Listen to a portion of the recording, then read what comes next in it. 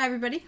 Hello, I'm Ryan. I'm Bethany. And we are Ryan and Bethany Board Game Reviews. And today we're going to be talking about Carpe Diem. But before we do, let's get into our Pounds and Inches segment. This is where Ryan and I talk about what we're trying to do to achieve better health in our life. And what I'm doing right now is going to the gym to run on the treadmill. My brother has so graciously let me join him when he's going, which is great. And I'm so thankful and I like it. The only problem is sometimes I can get bored running on a treadmill because I love running outside. So for any of you out there who do run on treadmills, hit me up with your best suggestions, 30 minutes or under, for a treadmill run to make it more exciting for me so I don't poop out during the winter. But enough about that. Let's talk about Carpe Diem. All right, so Carpe Diem is a tile-laying game, kind of set in Rome around 1 BC. But rather than talk about it, let's show you what that looks like. Here is the board for Carpe Diem. This is a tile-laying game, so the main way we're going to acquire our tiles is through this area right here. So you've got your little pawn on the board there, and you're going to follow one of the two lines that he's touching. Wherever he ends up, you're going to take one of those tiles and place on your personal board. We're going to keep on going on the board, bouncing all over the place, taking tiles. We're going to play 4 rounds, and you're going to get 7 of those tiles each round. So basically, you're going to get a total of 28 tiles from this board, plus you might get a few extras along the way as well. Those extras are going to come from the bottom area here, and those are some tiles that might help you close off some things to help you get some more of the resources. There's also kind of a sideboard here of some cards that involve some scoring, but we'll get to that after we show you the personal player boards. Here is your main player board. You're also going to have a little kind of a sideboard here that shows you places where you can store all your goods, help you with some end-game scoring, and what each building does after you finish it. When you take your first tile, you have to place it wherever that shovel is on the center of your board. And from here on out, everything has to be kind of touching all the tiles that you have already on the board. When you complete a building or a landscape, you're going to get whatever that benefit says. So in this case, that one is one of the fields. It says when you complete that, you get grapes. The way that works is you get the number of tiles that you had minus 1 worth of grapes. So in this case, we'd get 1 grape. If you ever cover over one of these little kind of scrolls here, they're called banderoles. We always just call them scrolls. But whenever you take that, you're going to go up on the banderole track, which is going to help you kind of, first of all, gets you points, and second of all, it helps you adjust your placement in the turn order to get more end-game victory points, which we'll show you in just a moment. Some of the buildings, when you complete them, are going to help you go further on that track, on that banderole track, what we talked about. Some give you bread, which is really strong, which I'll just explain a little bit. Some help you turn in your goods for gold, which are kind of like wild goods. Others get you free tiles. There's also some buildings that just have one rooftop, like this building right here. When you build this, there is nothing else to combine it with. You just get 1 gold coin. One of the tiles is called a fountain. That allows you to draw cards from the fountain deck, and that's going to help you with some endgame scoring. You get to draw 2 cards, choose one of them. This one says, for every green or dark green rooftop building you have, you're going to get 2 points at the end of the game. So the bread tokens, these can be used for a couple of different things. First of all, on the main board, normally you have to follow those tracks in order to pick up a tile. However, you can spend 1 bread in order to move your pawn anywhere on the board and take from anywhere, including the spot where you already are. You can also spend 3 bread in order to accomplish one of the objectives, which we'll get to in just a moment. One of the really strong kinds of buildings for scoring is the villa, that orange-colored or brick-colored rooftop. Those score based off how many chimneys there are. So we show 1, 2, 3, 4, 5 chimneys, and in this chart, you can show it's worth 7 points at the end of the game. You can get, if you have 11 chimneys, it's going to be worth 26 points. So those can be very lucrative. Now, around the border of your personal board, you have kind of all these, rooftop-shaped colors and some victory points. This is honestly my favorite part of the game. This one here says, if you ever have any blue buildings, or, obviously water, crossing this line at the end of the game, you're going to get 5 victory points. This one here says if we have, any of those brick colors bordering that line, we're going to get 3 victory points. So in this scenario, we would in fact get 3 victory points because we had one of those villas across that line. Those really add a nice layer to the puzzling of the game and also kind of give you a direction to go when you're not sure where you might want to place something. If you have more than one option, go for the one that gives you more points around the border. So here's that banderole track or the scroll track that we talked about earlier. Whoever is further ahead at the end of each round is going to have the first chance to choose where they want to place one of their discs on this board right here. So basically you're going to place a disc combining one of those 2 cards. And those are going to be the 2 things that you're going to activate at the end of the round. The ones with the green kind of a background, those are like prerequisites. You have to have that in order to score those points. The ones with the red backgrounds, those you actually spend those resources in order to get those points.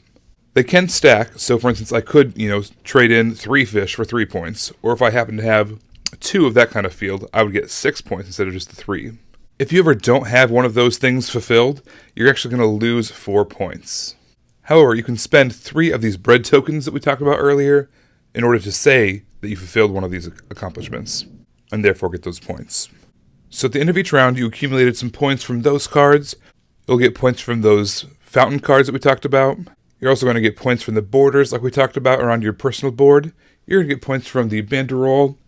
You'll get points from things like leftover goods and those chimneys on top of the villas.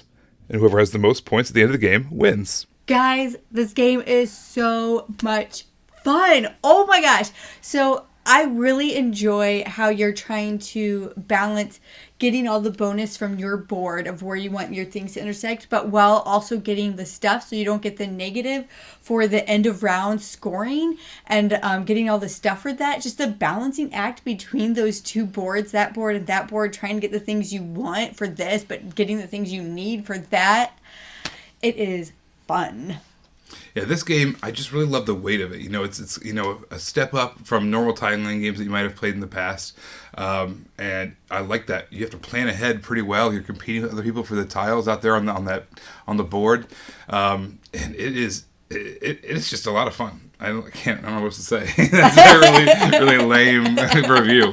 This is fun. But it is fun. It is fun. We've also played this 2, 3, and 4 player, and it scales really well. They have a really neat mechanism in 2 player to make it feel like the 4 player game. And what's really nice about it is that the time for the 2, 3, and 4 player is really all similar. So even the multiple players, because the turns are so fast, don't really add a lot to the game. Caveat, for some reason with this game, it takes me a long time to take my turns. I don't know why that is. I'm trying to balance those 2 things really well. Yeah, well, you normally suffer from any kind of AP problems, so I'll forgive you for that. Okay, thanks. It's like, we're talking like an extra 5 seconds a turn, not like minutes. I think the way the borders of your personal board work is just really clever. It gives you that direction to go. It kind of gives you something to shoot for. Well, it's not going to be the only thing you try to do, and if you don't get them all, then that's not the end of the world. But I just think that's a really neat way of planning that I haven't seen before. To be honest, I don't have anything negative to say about this game. I have something negative to say. Well, I don't. I have 2 negative things to say. Okay. Tan and brown and green and dark green. Like the color scheme? Oh my gosh, it's just so frustrating. When I was first playing this game, second time I was playing this game, so I even knew that these buildings were different colors.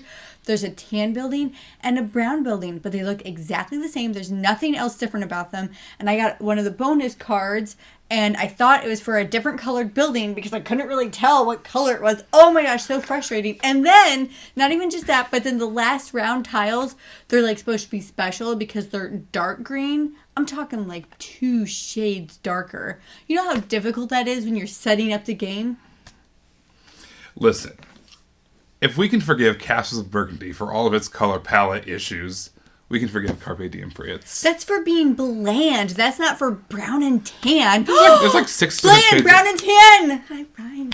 Oh my goodness. That's not... Yeah, so there are some color issues here. This is not an exciting game visually, but it is... gameplay-wise, it's just really... Yeah, it's fun. We said fun like 20 times. It's fun. You know what's fun? This game is Carpe fun. Diem. Yeah, this Carpe Diem is fun. I think it's just a really clever game. I think that if you're ready for a step-up tiling game from, let's say, something like Patchwork or Cottage Garden, this is a game you should definitely check out. I think that you have a lot of fun with it.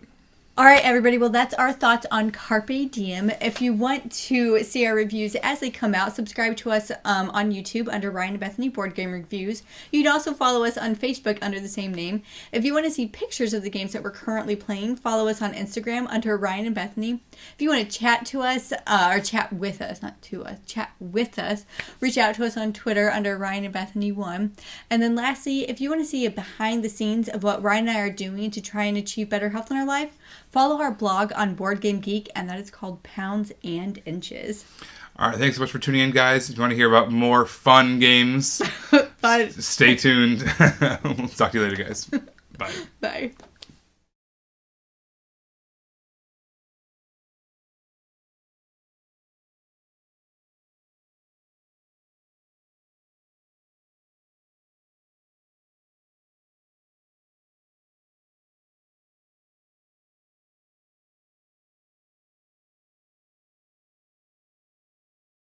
Open the gates and seize the day. Seize the day. Yeah. That's what Carpe Diem means. Yeah. Carrie singing. Do more. Don't be afraid and don't delay. Do they sing that in Dead Poet Society? No. That's the Newsies.